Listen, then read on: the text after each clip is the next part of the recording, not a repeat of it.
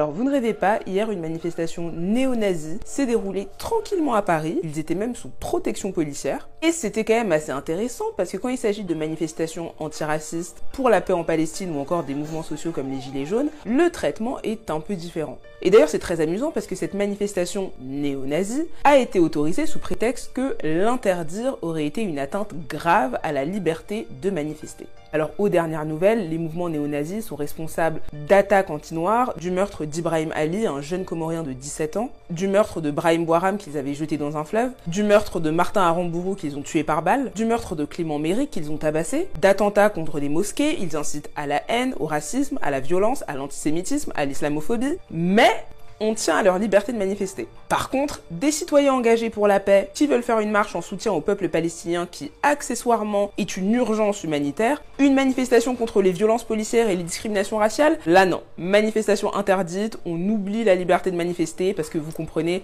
ça risque de créer des tensions. C'est vrai que voir des centaines de néo-nazis défiler tranquillement à Paris et les voir scander leur haine, c'est très agréable, très apaisant et pas du tout un trouble à l'ordre public. Mais le pire, et c'est là que ça prouve que c'est vraiment à géométrie variable, c'est ça.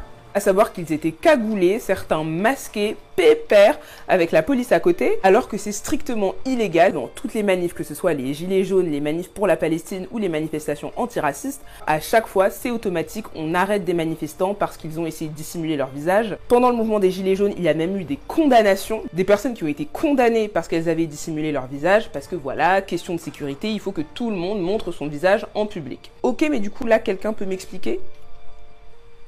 J'ai du mal à comprendre. Vous avez des manifestants néo-nazis qui cachent complètement leur visage, qui commettent donc clairement une infraction à la loi, et la police ne fait absolument rien, aucune arrestation, aucun heurt, rien, dans la joie et la bonne humeur. Et quand je vois ce genre d'image et la complaisance qui existe face au mouvement néo-nazi, on parle de mouvement héritier des SS.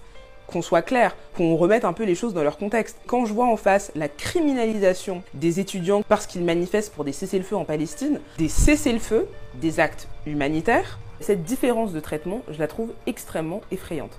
Et ça en dit vraiment long sur ce que la France est en train de devenir en 2024.